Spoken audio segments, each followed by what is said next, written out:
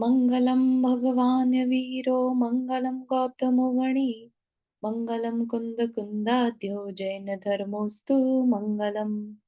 नमो अरिहंताणम, नमो सेताणम, नमो आयर्याणम, नमो उवज्जायाणम, नमो लोए सवसाहुणम। पंच परमेष्ठी भगवान की जय। सभी नौवर्ण नमोकार मंत्र पढ़ लें।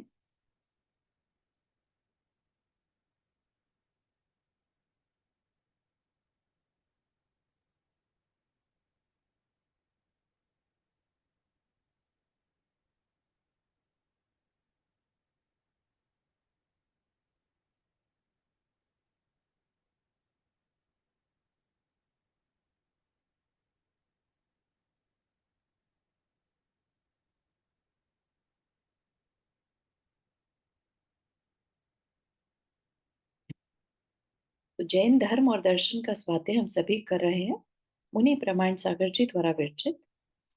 इसमें हमारा जो विषय चल रहा है वो है मोक्ष का, है ना। जैन दर्शन में जैन फिलॉसफी क्या कहती है जीवन के बारे में, हमारी आइडेंटिटी के बारे में, या ये विश्व के बारे में, या जो दिख रहा है उसके बारे में, है ना।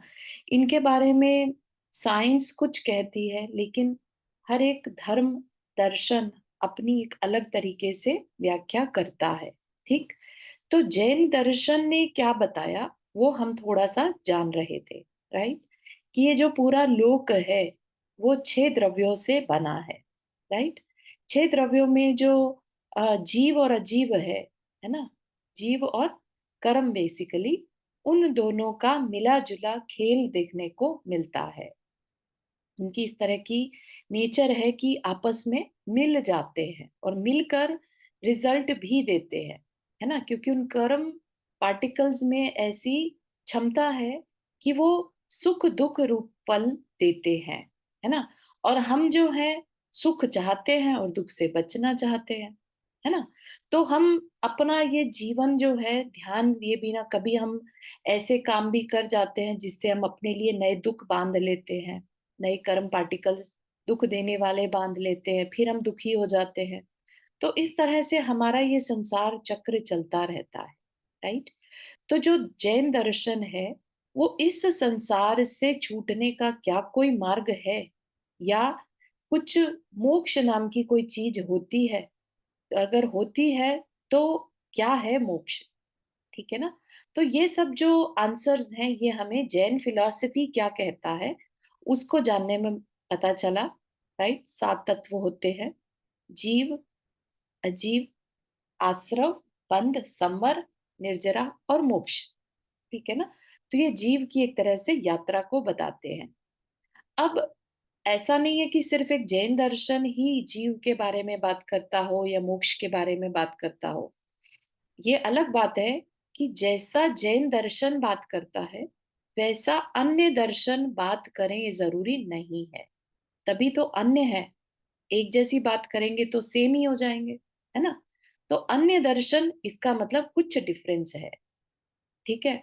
तो अन्य दर्शन भी कोई आत्मा को मानता है, कोई ईश्वर को मानता है, कोई चेतना को मानता है। तो किसी तरह से भी सब अपने अपने हिसाब से इस आ, अमूर्त जो दिखने ना दिखने वाला संसार है उसकी चर्चा करते हैं, ठीक है।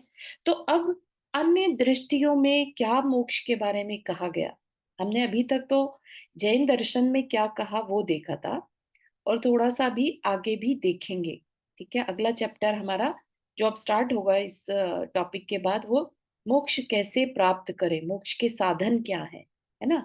तो उसके बारे में चर्चा चलेगी।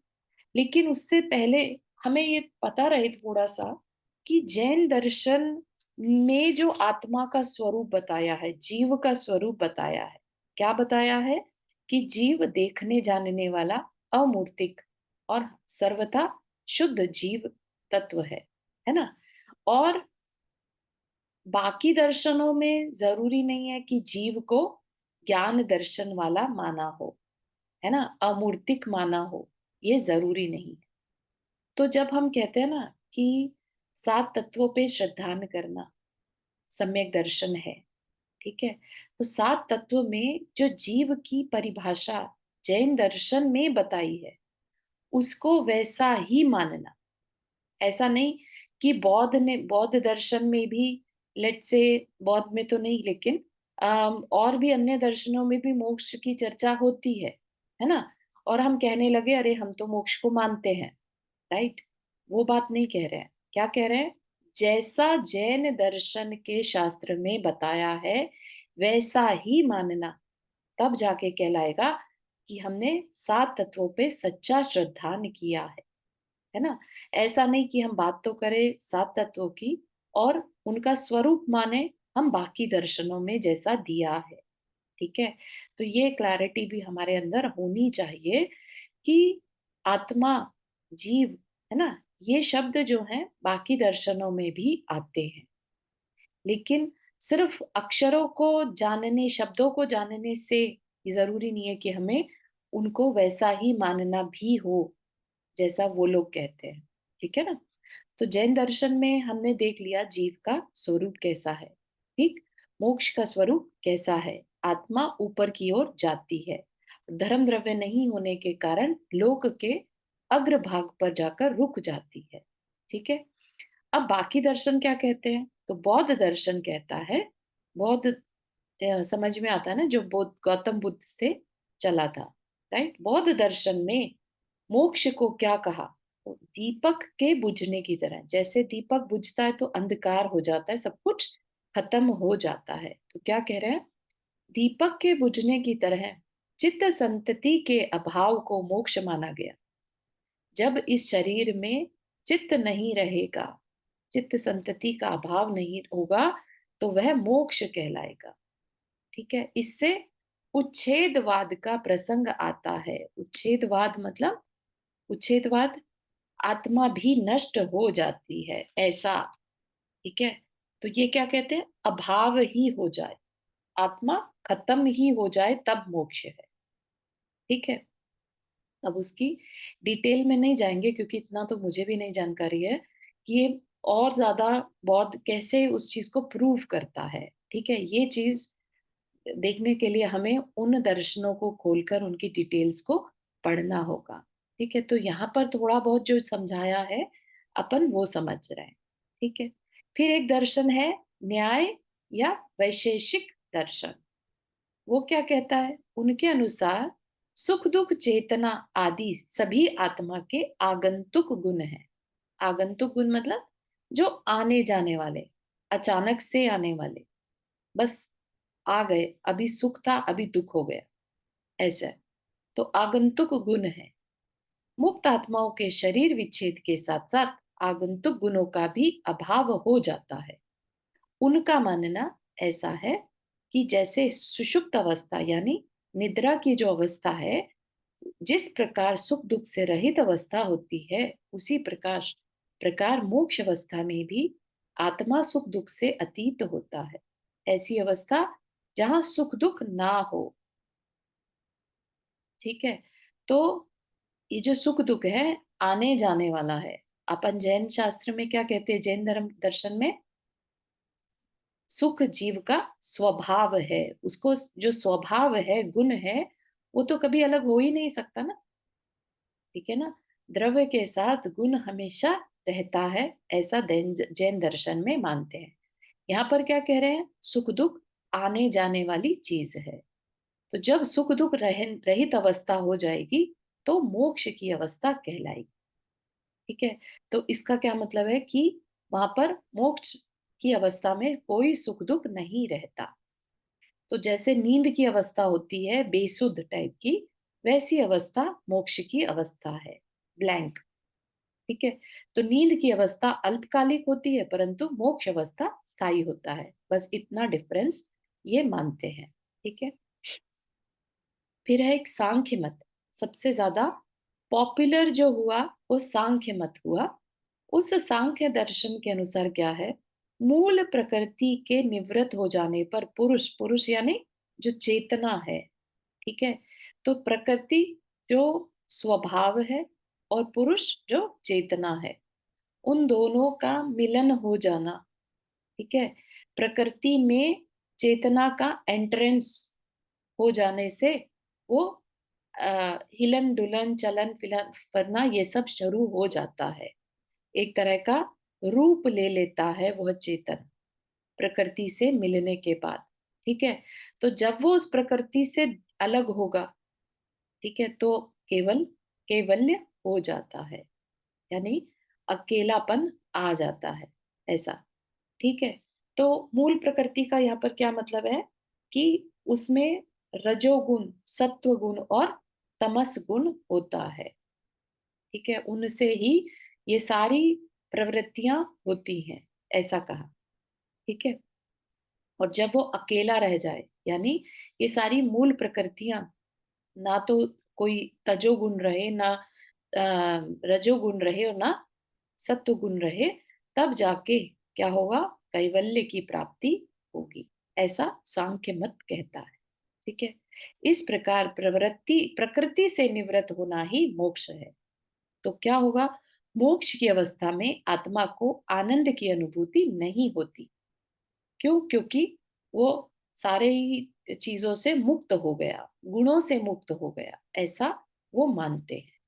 ठीक है, तो जैन दर्शन ऐसा नहीं मानता। अगेन, जो द्रव्य है, जो जीव है, आत्मा है, वो कभी भी अपने ज्ञान दर्शन सुख गुण से अलग नहीं होती। ठीक है ना। मीमांसा, मीमांसा दर्शन क्या कहता है, उसके अनुसार चैतन्य सॉरी रहित सॉरी मैं अवस्था। एक बार हाँ, रिपीट करके बीच में बताएँगे क्या-क्या होता है? ये मेरे को सब ये लग रहा है कि एक-एक को अलग-अलग जैसे तीनों का एक-एक अलग बताइए इसमें क्या डिफरेंस क्या है तीनों का मतलब? अ, जैसे चित्त संतति बताया उसमें, तो मतलब अपनी उसकी वो अलग हो जाती मतलब उसको अलग मानते हैं वो, हाँ, जीव से। उसमें आत्मा ही नहीं रहता, आत्मा का अस्तित्व खत्म हो जाता है, ऐसा मानते हैं। ठीक महात्मा है, का न्याय हाँ। और सांख्य में अभी तक क्या देखा कि आत्मा तो रहती है, हुँ, लेकिन उसमें कोई सुख नहीं है, कोई आनंद नहीं है। हम तो जैसे जैन दर्शन क्या कहता है, वो अपने अनंत सुख में को भोगता प्राप्त हो गई। है हाँ, ना। हाँ, हाँ, तो वैसा नहीं मानते। ठीक okay, okay, thank you, sorry मैं डिस्टर्ब कर दी। है, मीमांसा, मीमांसा दर्शन के अनुसार चैतन्य रहित अवस्था ही आत्मा की स्वाभाविक अवस्था है। इस दृष्टि से मोक्ष सुख दुख से परे है।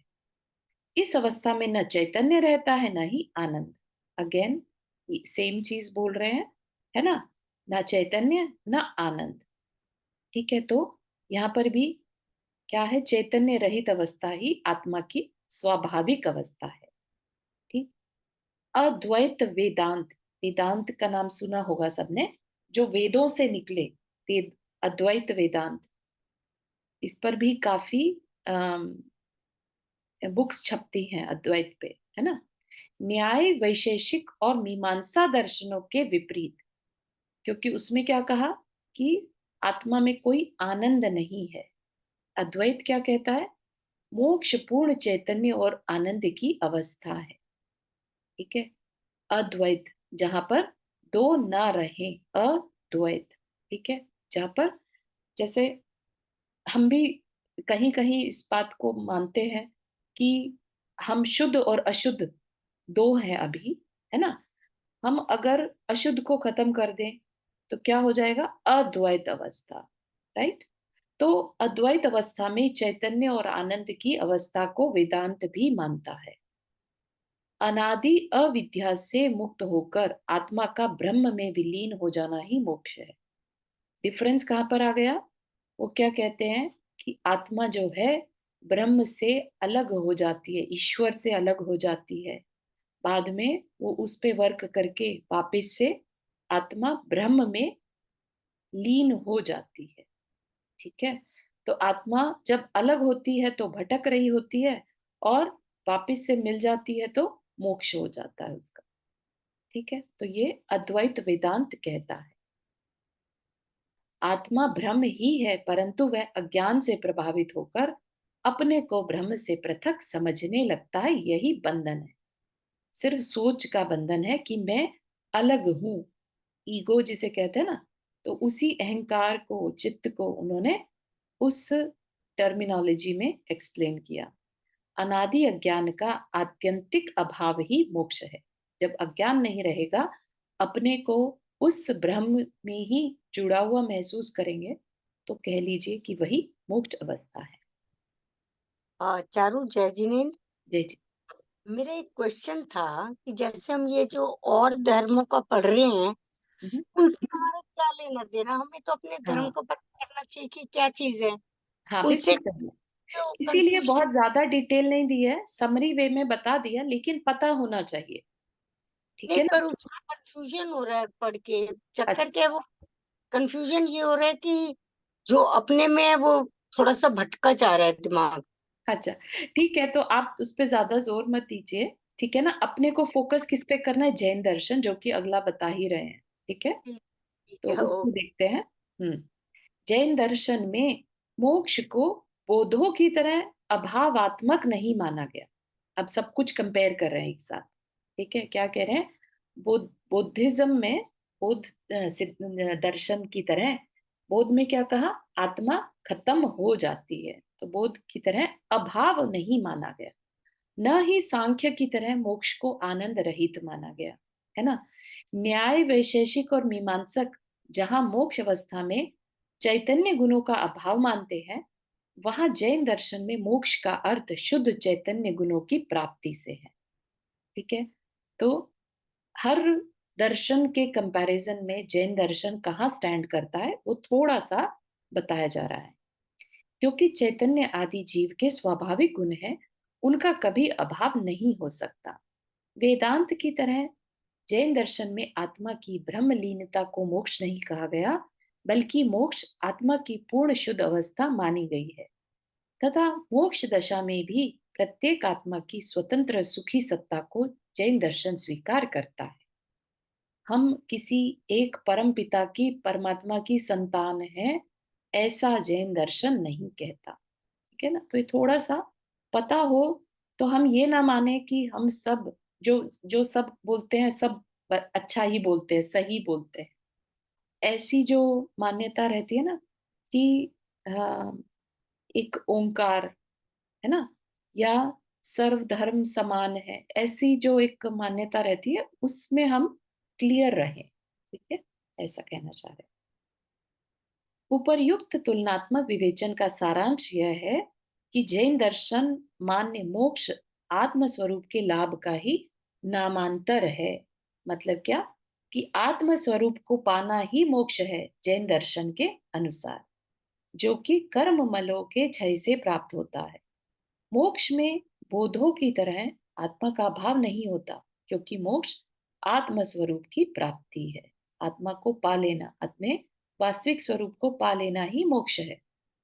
ज्ञान और चेतनत्व आत्मा का स्वाभाविक गुण होने के कारण मोक्ष में आत्मा न्याय वैशेषिकों की तरह ज्ञान शून्य और अचेतन भी नहीं होता।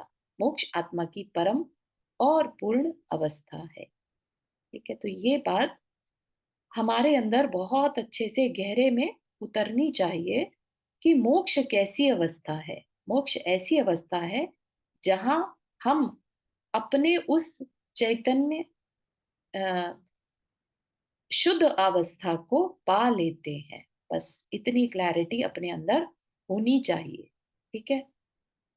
फिर बताने चाह रहे हैं अब मोक्ष के साधन क्या हैं। अभी तक वो बात नहीं आई थी मोक्ष के साधनों की, है ना? मोक्ष के साधन बेसिकली तीन जो रत्न है, सम्यक दर्शन, ज्ञान और चारित्र, उसकी चर्चा यहाँ पर चलेगी, है ना? जो तत्वार सूत्र जी का पहला सूत्र है ना, सम्यक दर्शन ज्ञान चारित्राणी मोक्ष मार्ग, तो उसकी चर्चा यहाँ पर चलेगी कि उन सात तत्व की जो अभी बात कही थी, है ना, उस मोक्ष मार्ग को हम पा कैसे सकते हैं, ठीक है? तो उस मोक्ष मार्ग को पाने का एकमात्र तरीका क्या है? सम्यक दर्शन, ज्ञान और चारित्र का पालन, यही मोक्ष मार्ग है, ठीक है? तो हम ये कह दें कि चारित्र खाली से मोक्ष हो जाएगा? नहीं, सम्यक दर्शन और सम्यक ज्ञान का होना जरूरी है। अगर हम ये कहें कि सम्यक दर्शन और ज्ञान तो है, चारित्र नहीं भी है तो चलेगा? नहीं, ये भी नहीं होगा, है ना? तो तीनों का होना जरूरी है, तभी मोक्ष मार्ग पॉसिबल है, मोक्ष पॉसिबल है, ठीक है? तो थोड़ा सा इनके बारे में, इन तीनों का होना क्यों जरूरी है, उसको समझेंगे। ठीक है। मोक्ष के स्वरूप की तरह मोक्ष के साधन के संबंध में भी विभिन्न दर्शनों में मतभेद है। मोक्ष कैसे पाया जा सकता है, तो अन्य दर्शनों में इससे डिफरेंस बात कही गई है। कोई ज्ञान मात्र को मोक्ष का साधन मानते हैं, तो कुछ दार्शनिक आचरण मात्र को मोक्ष का साधन बताते हैं। ठीक है। और कुछ केवल भक्ति को ही संसार संतरण का सेतु समझते हैं। मतलब क्या कि कुछ कुछ मतलब कोई, कोई का मतलब यहाँ पर क्या है, कोई दर्शन। ठीक है।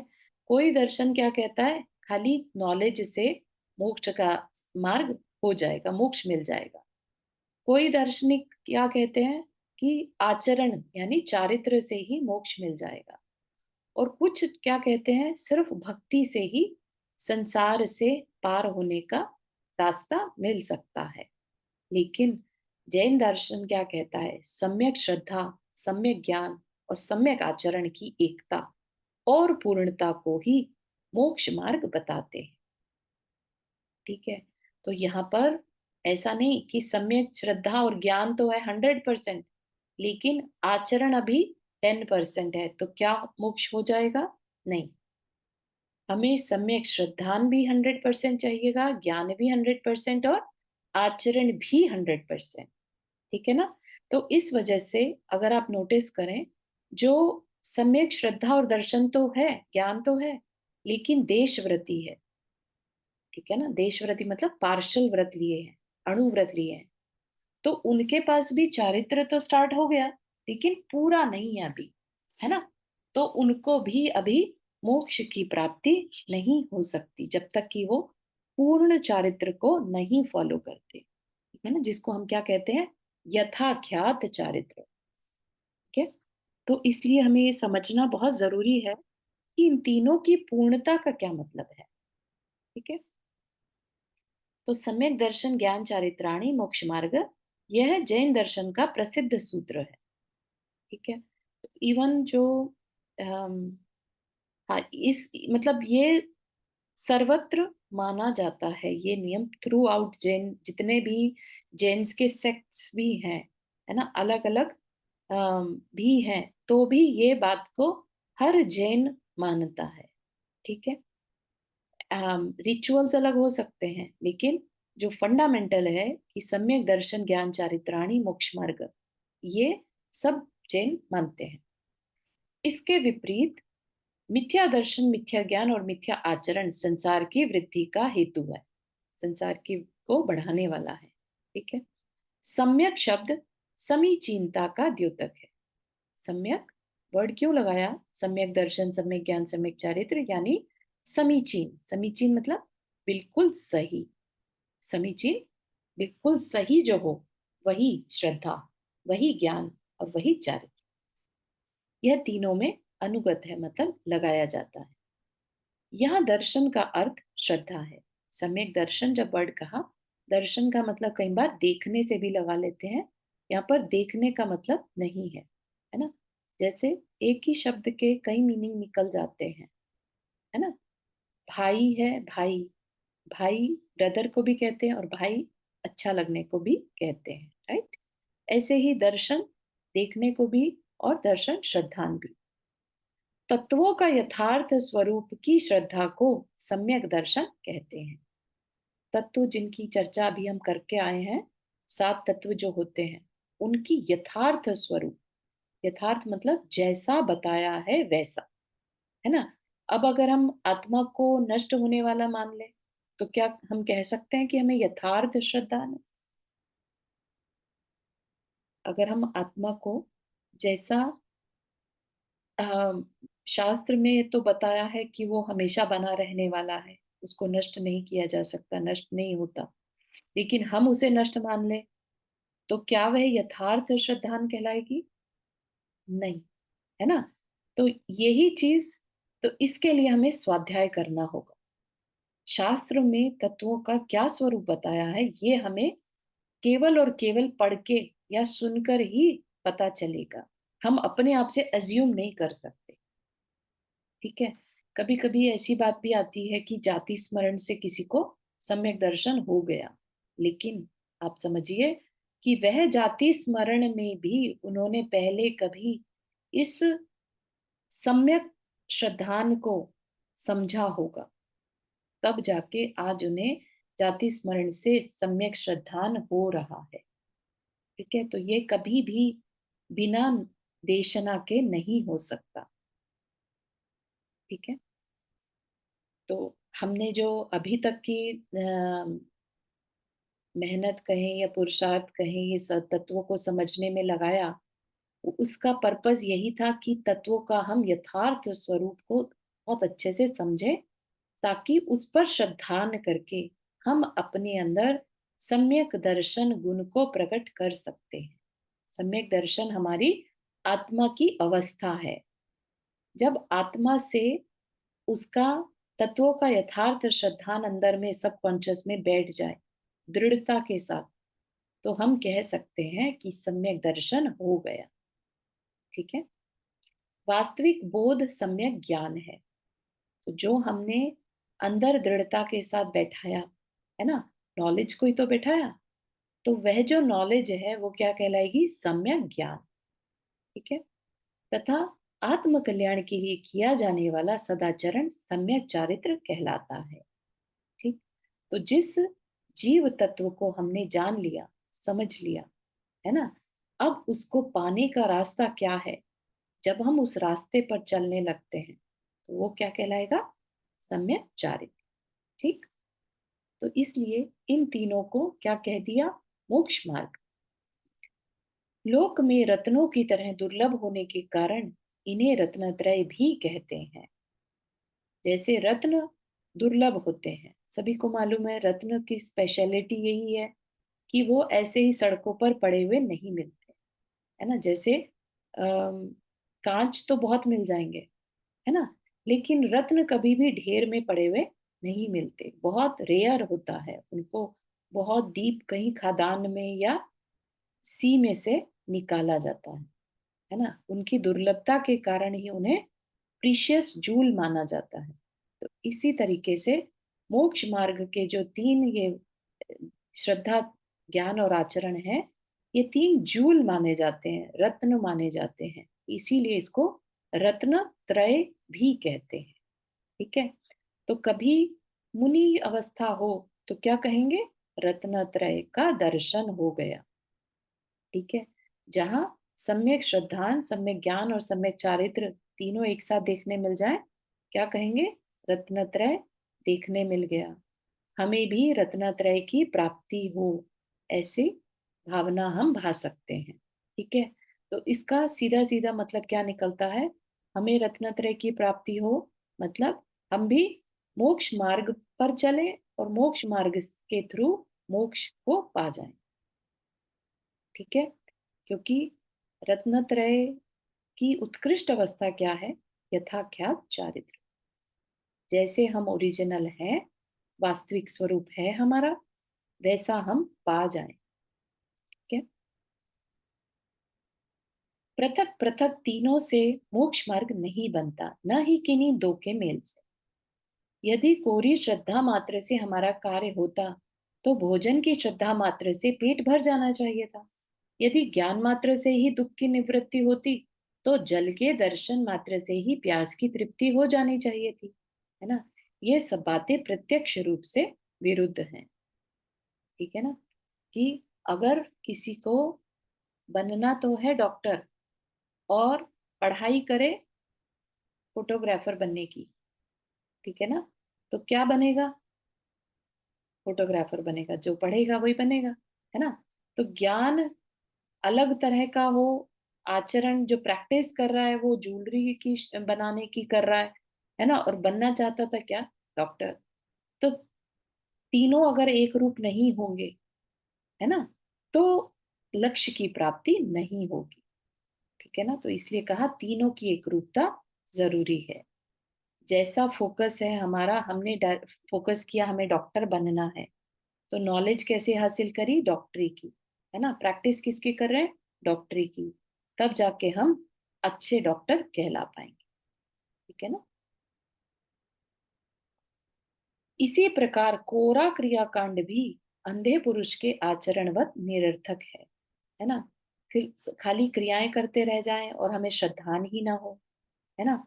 डॉक्टर की हम प्रैक्टिस दिखावे में करें तो हम डॉक्टर नहीं कहला सकते, ठीक है ना। हमें उसकी नॉलेज और उसका श्रद्धान होना जरूरी है, ठीक। आचार्य पूज्यपाद स्वामी ने उक्त बात को एक उदाहरण के द्वारा स्पष्ट करते हुए कहा कि सम्यक दर्शन, सम्यक ज्ञान और सम्यक चारित्र की व्यष्टि मोक्ष का साधन नहीं है।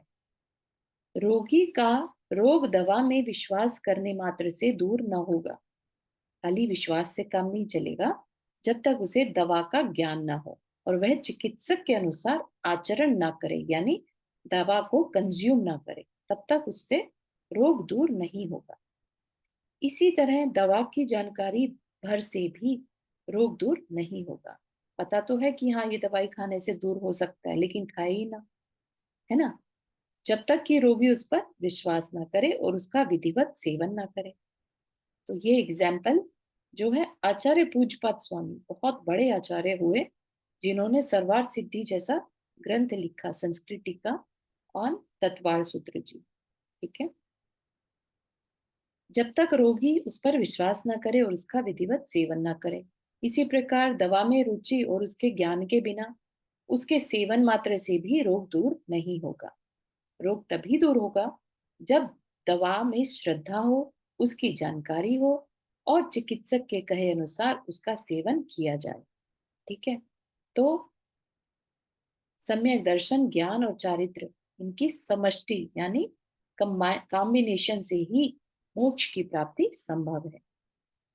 इसकी तुलना हम लकड़ी के जीने से कर सकते हैं। जिस प्रकार लकड़ी के जीने, जीना होता है सीढ़ियां, उसके दोनों ओर दो पाए लगे रहते हैं तथा बीच में कुछ आड़ी लकड़ियां लगी होती हैं जो दोनों पायों को जोड़े रहती हैं। दोनों ओर के पाए सम्यक दर्शन, सम्यक ज्ञान के प्रतीक है और बीच की आड़ी लकड़ी सम्यक चारित्र की प्रतीक है, ठीक है।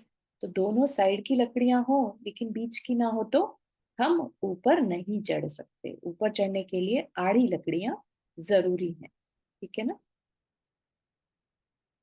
इसी प्रकार से जो बीच की लकड़ियां हैं वो सम्यक चारित्र का प्रतीक है जो हमें आध्यात्मिक ऊंचाइयों का स्पर्श कराती है। बीच की लकड़ियों के अभाव में दोनों ओर के पाए कुछ काम नहीं कर पाएंगे और दोनों पाओं के अभाव में बीच की लकड़ियां भी निरर्थक होंगी, ठीक है। तो तीनों के योग से ही सीढ़ी तैयार हो सकती है। इस प्रकार सम्यक दर्शन, ज्ञान और चारित्र के योग से ही मोक्ष मार्ग बनता है, ठीक है ना। बात समझ में आ रही है यहाँ तक?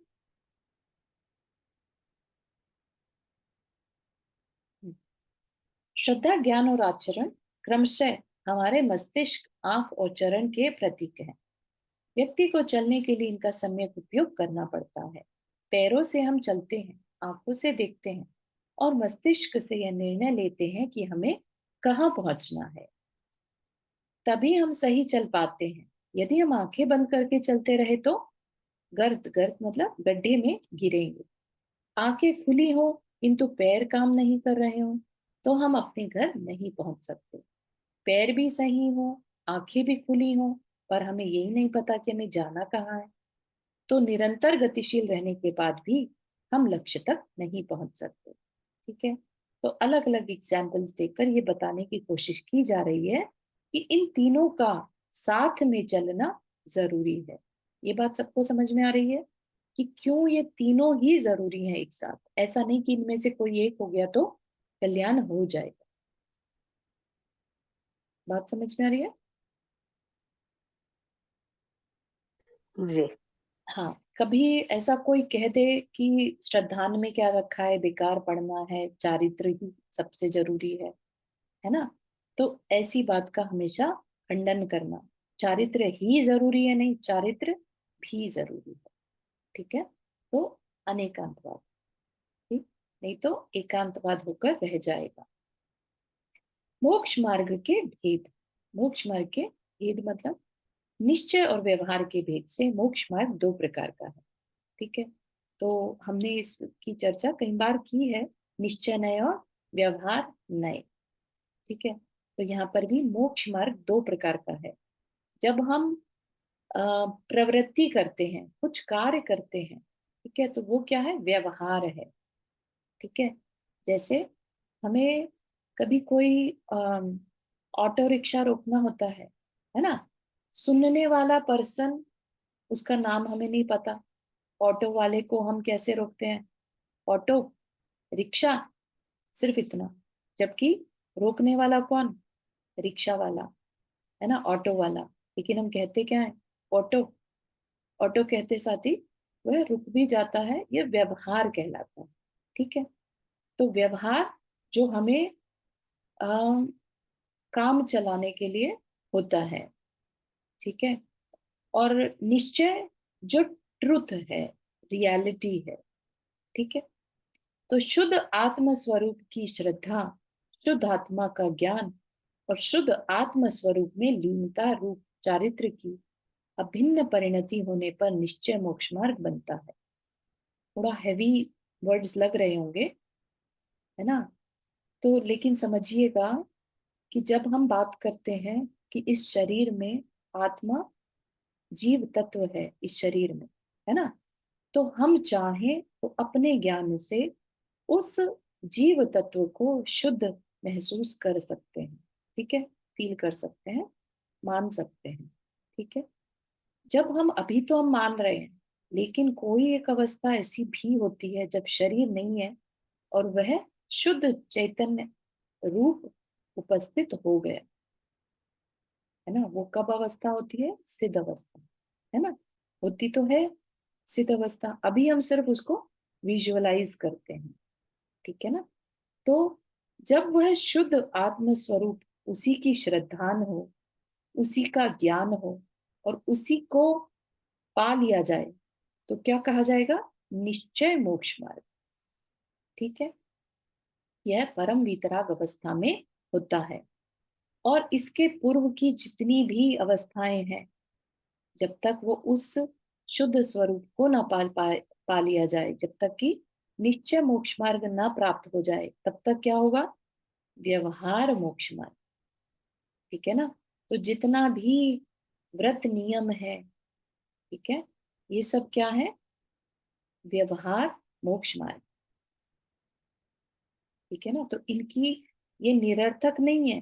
हम ये नहीं माने कि व्यवहार वेस्ट है, सिर्फ निश्चय सब कुछ है, नहीं। व्यवहार के कारण ही निश्चय पॉसिबल होता है। ठीक है ना। व्यवहार में जो हम व्रत नियम लेते हैं, ध्यान करते हैं, है ना, उससे ही निश्चय मोक्ष मार्ग की प्राप्ति होती है। ठीक है, तो निश्चय साध्य है और व्यवहार साधन है।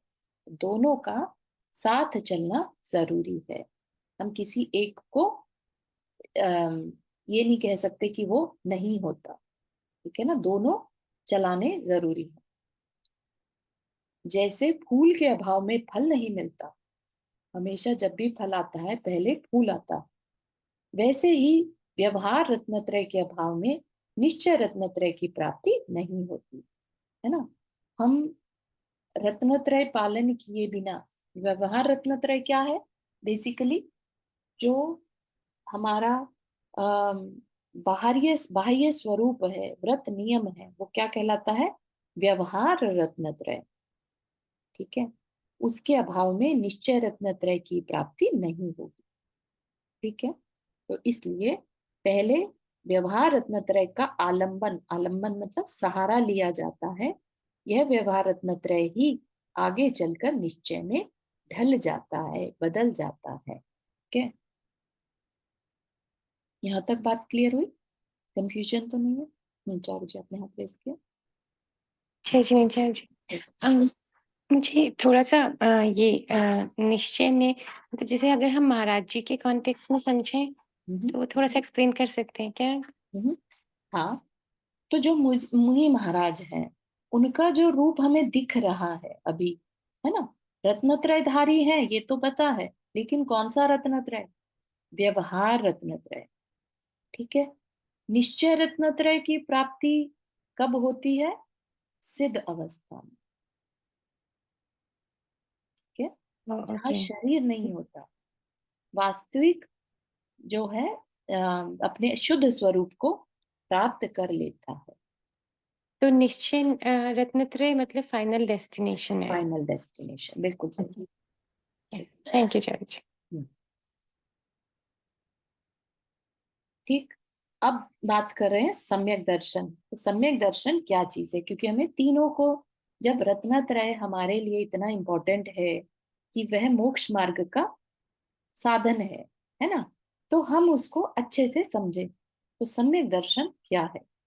सम्यक दर्शन ज्ञान और चारित्र में से सम्यक दर्शन और सम्यक ज्ञान की उत्पत्ति साथ साथ होती है।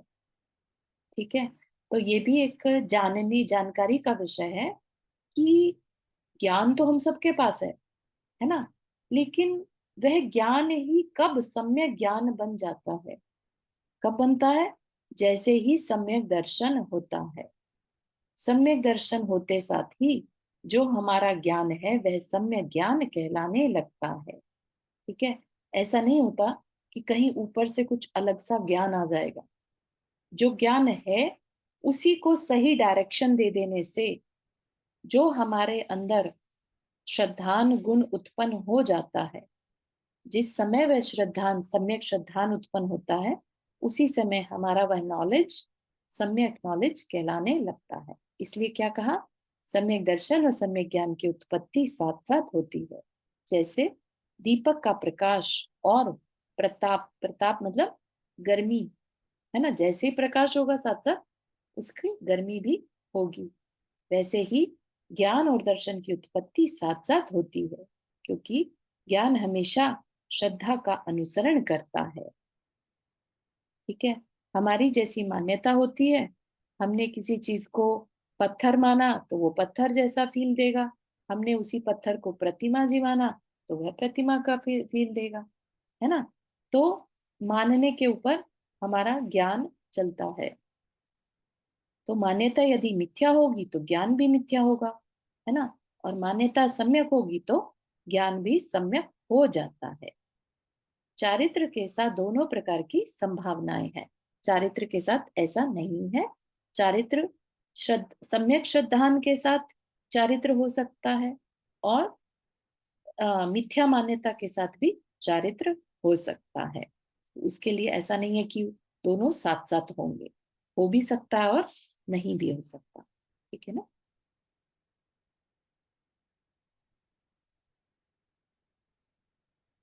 अब सम्यक्त्व का महत्व क्या है? ठीक है, सम्यक्त्व का महत्व, यद्यपि सम्यक दर्शन ज्ञान और चारित्र की समष्टि, समष्टि मतलब तीनों का मिलना ही मोक्ष मार्ग है, फिर भी उनमें सम्यक्त्व का विशेष महत्व है। सम्यक्त्व का मतलब यहाँ पर सम्यक दर्शन से लेना। ठीक, ज्ञान और चारित्र में समीचीनता सम्यक्त्व से ही आती है। सम्यक्त्व की बुनियाद पर ही साधना का महल टिका है, इसलिए इसे मोक्ष महल की पहली सीढ़ी कहा गया। छैडाला की लाइन में आता है मोक्ष महल की प्रथम सीढ़ी, है ना। तो मोक्ष महल को पहली सीढ़ी कहा गया। सम्यक्त्व की डगर पर पैर रखकर ही हम रत्नत्रय के महल में प्रवेश कर सकते हैं।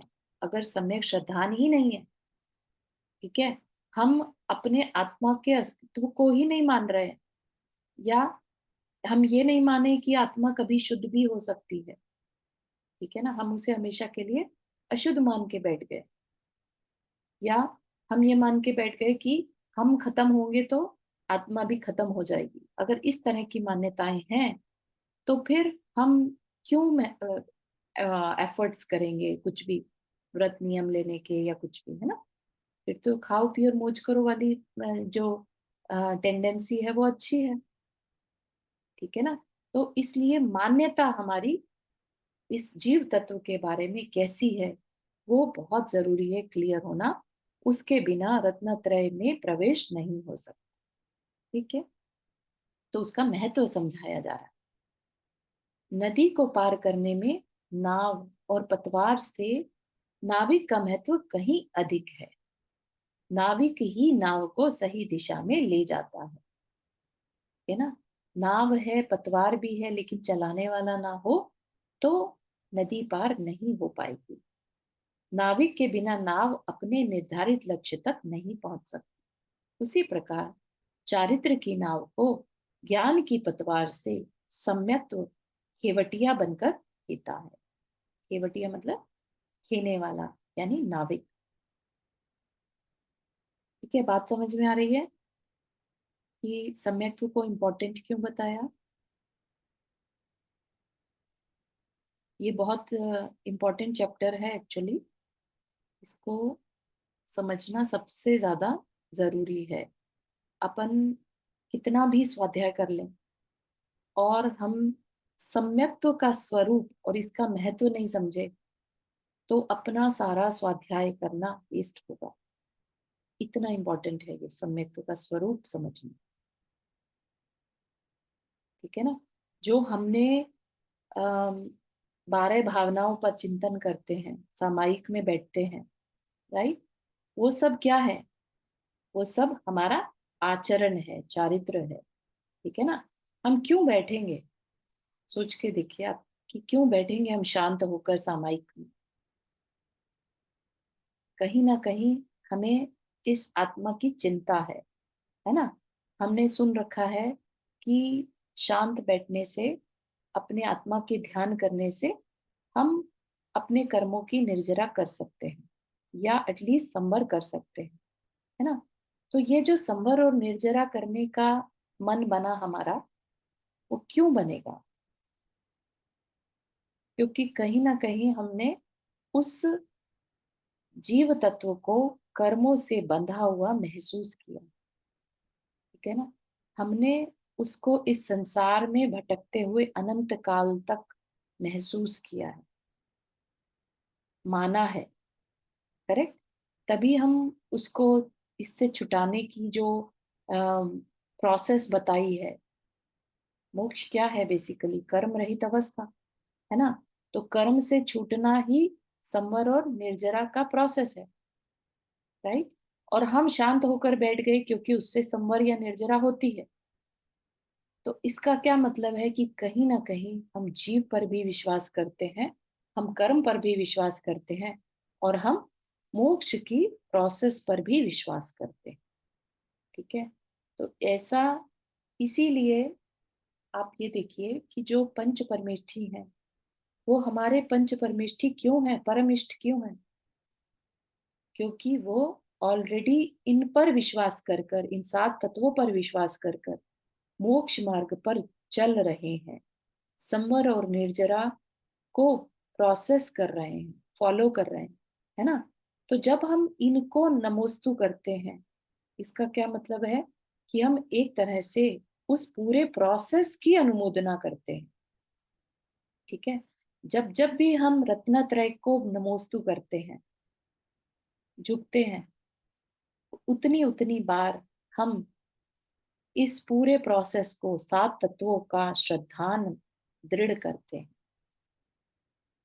बहुत बड़ा विजुअलाइजेशन है ये, अंडरस्टैंडिंग है ये। बात समझ में आ जाए ना अगर, तो आपके लिए शास्त्र जी पढ़ना और समझना, उतारना अपने अंदर बहुत इजी हो जाए। ठीक है? कि हम मुनि महाराज को या मोक्ष मार्गी को नमोस्तु क्यों करते हैं? हम एक तरह से उस मार्ग की अनुमोदना कर रहे होते हैं, है ना? और मार्ग की अनुमोदना कौन करेगा? जिसको उसमें श्रद्धा है। ठीक है ना? तो वन ऑफ द जो सम्यक दृष्टि के गुण है, उसमें धर्म प्रभावना एक गुण है। सम्यक दृष्टि वो धर्म प्रभावना कैसे करता हूँ? सच्चे देव शास्त्र गुरु की आराधना करके, है ना? तो उसको देखकर पता चलता है कि अच्छा ये सच्चे देव हैं, ये सच्चे शास्त्र हैं, ये सच्चे गुरु हैं, हमें भी इनको फॉलो करना चाहिए। ठीक है ना? तो इस तरीके से वो अपने आप उनकी प्रभावना कर देता है। ठीक है? तो सम्यक्त्व क्या है? बेसिकली समीचीन श्रद्धान। समीचीन श्रद्धान किस पर? तब आगे चलकर बताया कि डिफरेंट डिफरेंट आचार्यों ने डिफरेंट डिफरेंट तरीके से उसका स्वरूप समझाया है। इसको अपन अगली क्लास में लेंगे। आज समय एक्चुअली ज्यादा ले लिया मैंने, ध्यान नहीं रहा। ठीक है, तो होपफुली बात समझ में आ रही है। अगर नहीं भी आ रही है तो इसको एक बार और सुनना जरूरी है, ये बात को क्लियर होना।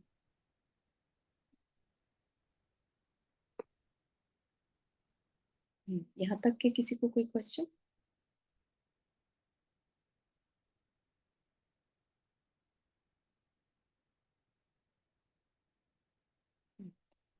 चलिए, जिनवानी स्तुति। जावानी के ज्ञान से सूझे लोकालोक, सोवाणी मस्तक धरो सदा देत पुदो।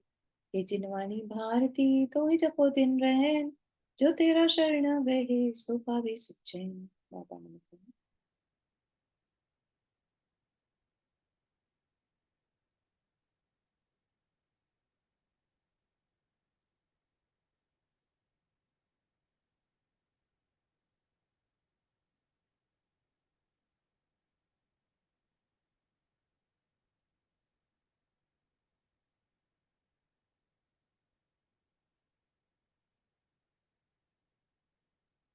सभी को जय जिनेन्द्र। जय जय जिनेंद्र सभी को, जिनेन्द्र। जय जय जिनेंद्र। जिनेन्द्र सभी को। जय सभी को जय जिनेन्द्र। जिनेन्द्र। जय जिनेन्द्र। जय